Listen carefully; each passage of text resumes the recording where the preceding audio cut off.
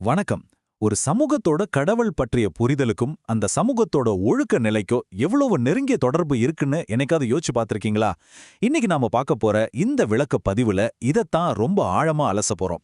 பல வேதங்கள் சமூக தரவுகளை அடிப்படையா வச்சு கடவுள் பற்றிய புரிதல் நம்ம சமூகத்தை எப்படி பாதிக்குதுங்கிற மூல கட்டுரையோட வாதங்களை எந்தவித சார்பும் இல்லாம நாம பார்க்க போறோம். இப்போ இந்த விளக்க பதிவுல நம்ம பார்க்க போற முக்கிய விஷயங்கள் இதுதான். சமூகத்தோட ஒழுக்க வீழ்ச்சிக்கான காரணம், வழிபாடுகள் எப்படி வியாபாரமாக்கப்படுது, இடைத்தரகர்களோட ஆதிக்கம், அப்புறம் பல்வேறு வேதங்கள சொல்லப்பட்டிருக்கிற ஏகத்துவத்துக்கான ஆதாரங்கள், கடைசியா ஒன்றே குலம் ஒருவன் மட்டுமே இறைவன் அப்படிங்கிற அந்த தீர்வு. வாங்க உள்ளே போகலாம். பகுதி 1. ஒழுக்க வீழ்ச்சிக்கான மூல காரணம். பொறுப்புணர்வில்லாம இருக்கிறது ஒரு சமூகத்தை எப்படி பாதிக்குதுன்னு பார்க்கலாம்.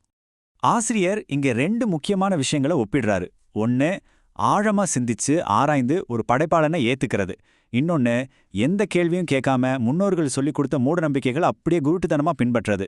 உண்மையிலே சொல்லணும்னா, இந்த குருட்டுத்தனமான நம்பிக்கை இருக்கு பாத்தீங்களா, அது நாத்திகத்தை விட ரொம்பவே ஆபத்தான விளைவுகளை ஏற்படுத்தணும். இந்த கட்டுரை ரொம்ப கடுமையா எச்சரிக்குது. இதுக்கெல்லாம் என்ன தீர்வுன்னு கேட்டிங்கன்னா, அதுக்கு இந்த கட்டுரை சொல்ற பதில் இறையச்சம். அதாவது அக்கவுண்டபிலிட்டி, ஒரு பொறுப்புணர்வு. நம்மை படைத்தவன் நம்மள பார்த்துக்கிட்டே இருக்கான், நம்ம செய்யற நல்லவற்றுக்கு பரிசும் தவறுகளுக்கு தண்டனையும் கண்டிப்பா கிடைக்குங்கிற அந்த ஆழமான விழிப்புணர்வு தான் அது. என் செயல்களுக்கு நான் என்னைக்கிறது ஒரு நாள் பதில் சொல்லி தான் ஆகணும் அப்படிங்கிற அந்த உணர்வு இருந்தா மட்டும்தான் ஒரு மனுஷனை தப்பு செய்ய விடாம தடுக்க முடியும்னு ஆசிரியர் ரொம்ப அழகா ஆணித்தரமா சொல்றாரு. சரி, இந்த பொறுப்புணர்வு ஒரு சமூகத்துக்கிட்ட இல்லைன்னா என்னாகும்? கடவுளை பற்றிய தவறான புரிதலால பாவம் செய்ய பயப்படாத ஒரு நிலை வருது. இதனால சமூகத்தோட ஒட்டுமொத்த ஒழுக்க வீழ்ச்சி, எங்க பார்த்தாலும் மூட நம்பிக்கைகள், மதத்தோட பேர்ல நாட்டை சுரண்டுறது, கலவரங்கள், பிரிவினைகள்னு அடுத்தடுத்த சரிவுகளை நம்ம சமூகம் சந்திக்குது. அடுத்ததா பகுதி 2. வழிபாடுகள் வியாபாரமாக்கப்படுதல். அதாவது நம்பிக்கை அப்படிங்கிறது எப்போ ஒரு லாபகரமான தொழிலா மாறுதுன்னு பார்க்கலாம். இப்போ உங்ககிட்ட ஒரு கேள்வி. எந்த ஒரு உற்பத்தியோ இல்ல சேவையோ தராம, அதான் ரொம்ப முக்கியம், எந்த முதலீடுமே இல்லாம பெருகிட்டே போற ஒரு வியாபாரம் எதுன்னு சொல்ல முடியுமா? கொஞ்சம் யோசிச்சு பாருங்களேன். ரொம்ப சுலபமான விடைதான். மக்களோட குருட்டு நம்பிக்கைகளை மட்டுமே முதலீடா வச்சு இடைத்தரகர்கள் சேர அந்த மாபெரும் சுரண்டல் வியாபாரம் தாங்க அது. பாவப்பரிகாரம், தோஷ பரிகாரம்னு சொல்லி எந்த விதமான அடிப்படை ஆதாரமும் இல்லாத சடங்குகளை உருவாக்கி பாமர மக்களோட பணத்தை உறிஞ்சிற ஒரு பெரிய அமைப்பாதான் இது செயல்பட்டு இருக்குன்னு மூலக்கட்டுரை மிக தெளிவா சுட்டிக்காட்டுது. பகுதி 3. இடைத்தரகர்களும் சமூக பிரிவினைகளும். மனிதகுலம் எப்படி இவங்களால துண்டாடப்படுதுன்னு தெரிஞ்சுக்குவோம். உண்மையிலேயே நம்ம படைச்ச அந்த இறைவனை வணங்குறதுக்கு எந்த பொருட்செலவும் தேவையில்லை, அர்த்தமில்லாத சடங்குகளும் தேவையில்லை, முக்கியமா எந்த தரகர்களுக்கும் அங்க வேலையே இல்லைன்னு இந்த கட்டுரை ஆழமா பதிவு செய்யுது.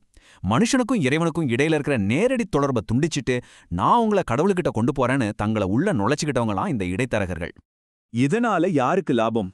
கருப்பு பண முதலைகளுக்கும் குற்றவாளிகளுக்கும் அடைக்கலம் கொடுத்துக்கிட்டு ஒட்டுமொத்த மனித குலத்தையும் சாதியாவும் மதமாவும் கூறு போடுறது யாரு?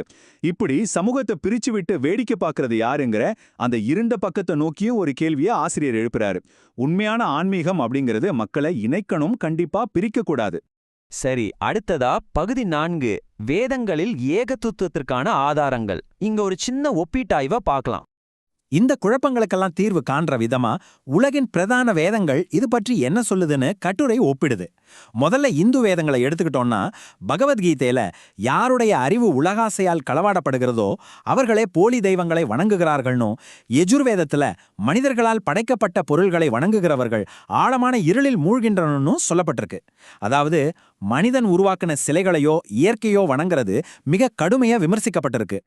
அப்படியே யூத மற்றும் கிறிஸ்துவ வேதங்களின் அடிப்படையான பழைய ஏற்பாட்டிற்கு வந்தோம்னா அங்கேயும் இதே கருத்து தான் இருக்கு.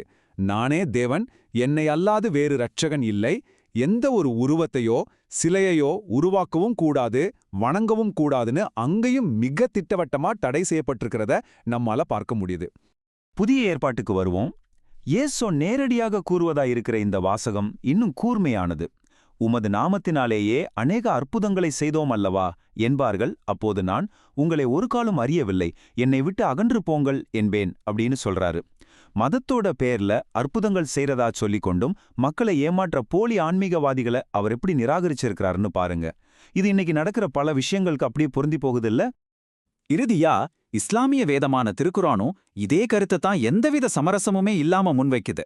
படைத்தவனுக்கு இணையாக படைப்பினங்கள்ல எதையாவது ஒப்பிடுறதோ அல்லது வணங்குறதோ ஒருபோதும் மன்னிக்க முடியாத பெருங்குற்றம்னு குர்ஆன் மிக கடுமையா எச்சரிப்பதாக கட்டுரை விவரிக்குது. பகுதி 5 ஒன்றே குலம் ஒருவன் மட்டுமே இறைவன். இதுதான் மனிதகுல ஒற்றுமைக்கான இறுதி தீர்வு.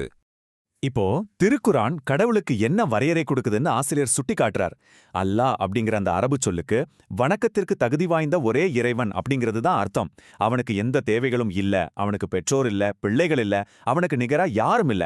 மிக முக்கியமா நம்ம பிரார்த்தனைகளுக்கு அவன் எந்த இடைத்தரகரும் இல்லாம நேரடியாகவே பதிலளிப்பான் அப்படிங்கிறது தான் குர்ஆனோட அடிப்படையான அணுகுமுறை. இந்த ஒட்டுமொத்த பகுப்பாய்வோட இறுதி தீர்வா கட்டுரை வைக்கிற விஷயம் ரொம்ப பிரம்மாண்டமானது. ஒன்றே குலம் ஒருவன் மட்டுமே இறைவன். நாம எல்லோருமே ஒருத்தரால தான் படைக்கப்பட்டோம், கடவுள் ஒருவன்தான் அப்படிங்கிற அந்த புரிதல் வரும்போது மட்டும்தான் நாம எல்லோரும் சமம் அப்படிங்கிற உணர்வே நமக்குள்ள பிறக்கும்.